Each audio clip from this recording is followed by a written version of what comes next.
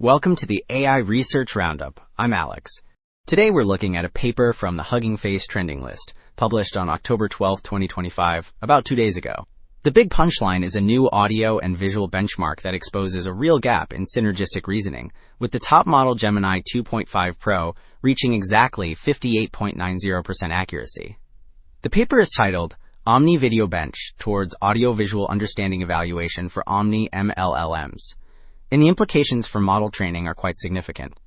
Beyond the headline, the dataset packs 1,000 carefully verified QA pairs from 628 videos, with step-by-step reasoning, spans 13 task types, and reveals weaknesses in long-form temporal reasoning and music understanding, where denser frame sampling and transcripts help but do not close the gap.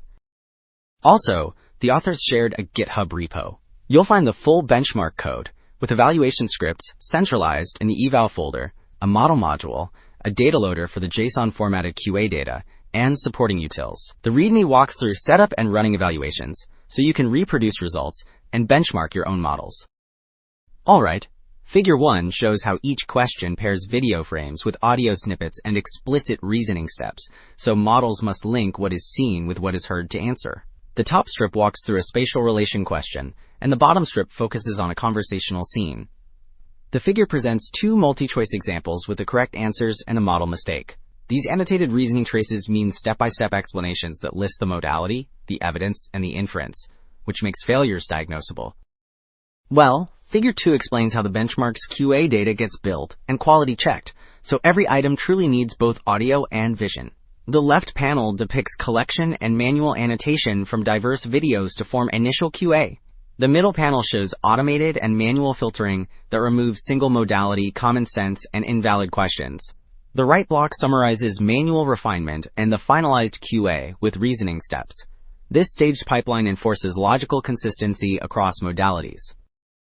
Alright, Table 1 summarizes the dataset makeup at the video and annotation levels. It reports coverage across 8 major categories. Average video lasts about 380 seconds, which signals long-form context that demands temporal reasoning. On the annotation side, there are 13 task types.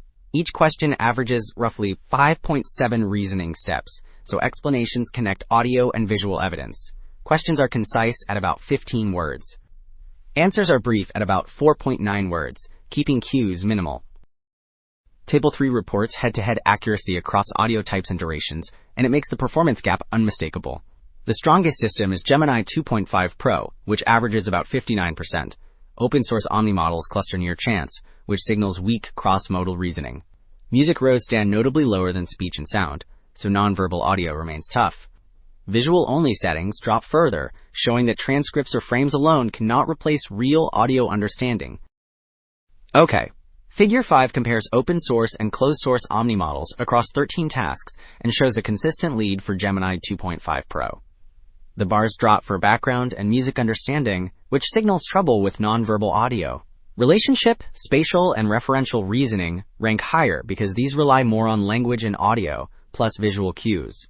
Qwen 3 Omni trails the Gemini variants across most tasks. The spread underscores that true audio and visual fusion remains difficult. So the takeaways are clear. OmniVideoBench exposes a real gap in audio and visual synergy, with top accuracy around 59%, and it pinpoints hardest cases like long-form reasoning and non-verbal music cues. The step-by-step traces invite better training and diagnostics toward true fusion models. That is it for this episode of the AI Research Roundup. I am Alex. Thanks for listening.